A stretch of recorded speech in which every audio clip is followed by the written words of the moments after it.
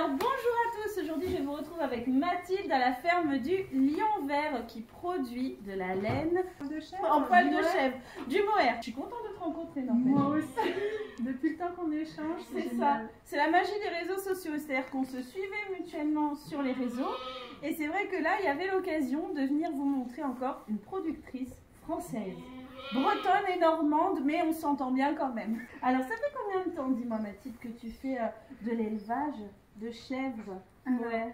Je suis installée depuis mars 2018. D'accord. Ça y est, on a fêté les 5 ans de la ferme.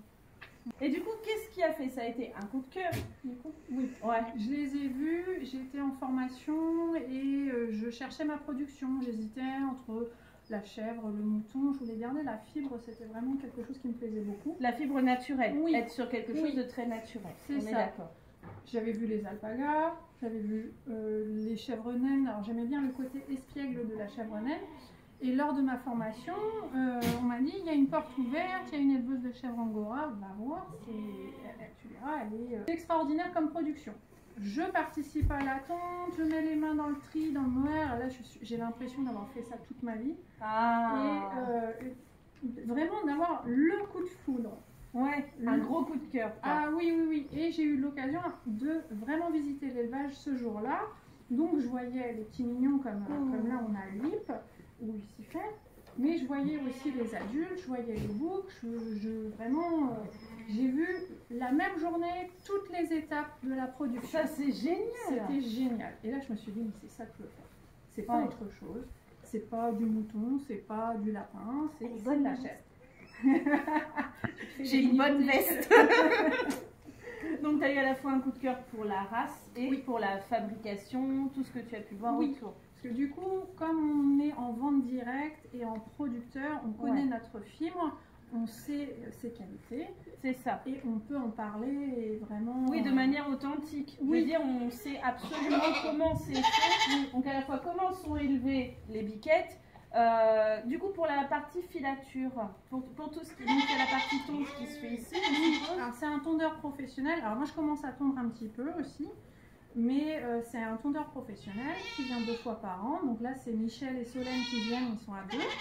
Ils font un travail extraordinaire, vraiment une douceur. Et c'est pour ça que je les ai choisis, parce que vraiment... ils sont respectueux de l'animal, voilà, ça c'est important. Ils prennent leur temps, ils chouchoutent l'animal. Il y en a qui ont peur au début, parce que les petits, c'est une première. C'est comme la maternelle, hein. Au début, on a peur, et puis après... Je crois que je vais être copine, là. Si j'arrête de la caresser, elle mord la veste pour dire... Ah bah il faut continuer, il y a une petite pression quand même. Donc oui, du coup, c'est des tondeurs professionnels qui viennent. Nous, on récolte la laine à ce moment-là. On enlève le plus gros des cochonneries, c'est-à-dire le foin, toutes les parties souillées. Les fausses coupes, on secoue bien les toisons sur la table de tri. Et ensuite, il y a un travail à faire pour vraiment que les toisons soient propres, pour vraiment être plus dans le détail. Donc tout ce qui est partie lavage et séchage, par contre, ça se fait ailleurs? Ça se fait ailleurs. Alors, il y a un projet de le faire à la ferme, mais pour l'instant, c'est pas d'actualité. Mais... c'est en train de se mettre en place, ça s'envisage sérieusement. Voilà.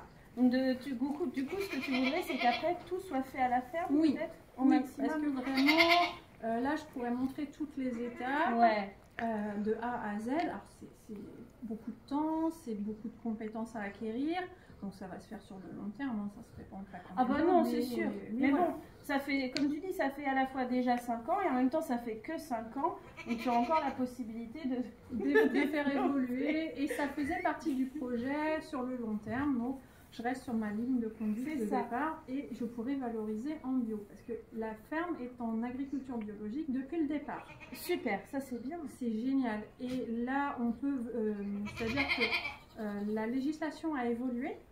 Au début, j'élevais des chèvres qui étaient bio, mais la laine qu'elles avaient sur leur dos toute l'année, je ne pouvais pas dire qu'elle était bio. J'avais pas l'autorisation. Tu pouvais pas. Non, parce que c'est un sous-produit de l'agriculture. Il n'y avait pas de case qui correspondait à ça.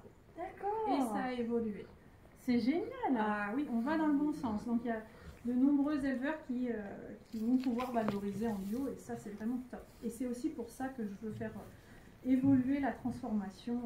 Voilà. Je vais l'emmener.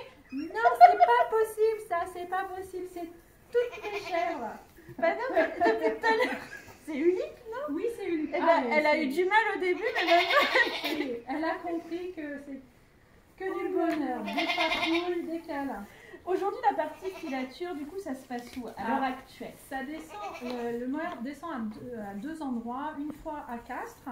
Ouais. Donc là, le lavage, le cardage, le filage est fait, non pas à Castres, mais ça va jusqu'en Italie. Ok. Voilà. Parce qu'en France, on n'a plus les machines. Non, actuellement. c'est ça le mohair en France à l'heure actuelle, on n'a pas en fait. Non, on ne peut pas le valoriser parce qu'il faut des machines un peu spéciales pour pouvoir peigner. Ils sont obligés d'arrêter leurs machines pour traiter nos laines exclusivement à nous. Donc ça complique un petit peu les choses. Et puis il faut bien dire qu'il y a eu une époque où c'était l'industriel, le synthétique qui était mis à l'honneur. C'est vrai, c'est vrai. On a perdu ce savoir-faire, on a perdu les machines. Elles ont été revendues, hein, elles ont été exportées. Et là, petit à petit, c'est en train de revenir. Ouais, oui. Donc on va pouvoir enfin revenir à de la laine 100% française, en tout cas pour le mohair, parce qu'il y a d'autres laines qui sont issues des moutons, qu'on peut dire qu'elles sont déjà à 100% françaises. Oui. Mais pour le mohair, c'est en train de revenir. C'est en train de revenir. Il y a quelques filatures qui se font. Donc moi, mon mohair, il part essentiellement à Castres pour l'instant. Ouais. Et un petit peu à la petite filature de Plouguer-Nivelles où j'ai fait faire un magnifique fil. Et là, qui est 100% de mes chèvres. Donc génial. Là, c'est vraiment du... On est à une trentaine de kilomètres entre l'endroit. Ouais, donc on est vraiment sur du local. Ultra local. Ultra local. Donc ça, c'est vraiment chouette. Et puis, c'est une petite structure. Donc, une petite ferme qui fonctionne avec une petite structure. Pour moi, ça restait du travail artisanal. Ça, c'est le plus important. Oui. Quand même. On arrive à revaloriser l'artisanat. Parce qu'on sait qu'en plus l'artisanat est moins, enfin la laine artisanale est quand même moins polluante, qu'on peut enfin à nouveau valoriser notre terroir, c'est quand même pas plus mal. Donc tu fais de la vente sur ton site internet, parce que c'est important d'en parler aussi. Oui. On peut acheter ta laine, donc, enfin des pelotes pardon, sur ton site internet. C'est ça. Et en magasin ou pas encore? Pas encore en magasin, c'est pareil, c'est dans les tuyaux. Dans la prochaine ferme, il y aura une partie boutique. Voilà. Ton projet à long terme, c'est d'avoir toute la partie fabrication et une petite, on va dire une petite boutique où tu peux également vendre en direct. Mais en attendant, on peut acheter sur le site internet, sans souci. Et les gens du coin peuvent venir me trouver sur les marchés locaux. Sur les marchés locaux. Voilà. Donc ça, c'est impeccable. Quel marché, par exemple, pour les personnes qui seraient du coin? Alors, il y aura le marché de Noël de Pont-Scorff qui est un gros marché de Noël. Il y a la fête de la laine au mouton, si mes souvenirs sont bons, et c'est à Damgand du côté de Vannes et ce sera au mois d'octobre.